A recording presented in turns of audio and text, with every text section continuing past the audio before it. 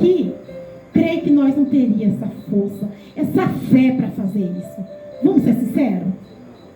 Não faria isso. Então, irmãos, e Abraão fez. E aquilo é fé. Ali se chama fé.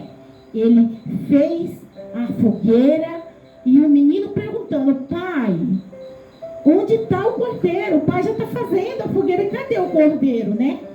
Vamos, filho, vamos continuar. O cordeiro Deus proverá. E ele sabia que o cordeiro era o filho dele. Mas ele não temou com Deus. Ele foi. E por isso, Deus deu a vitória a Abraão. Amém? Glória a Deus, aleluia. Eu quero dizer para vocês que eu não fui diferente de vocês. Eu era usuária de droga.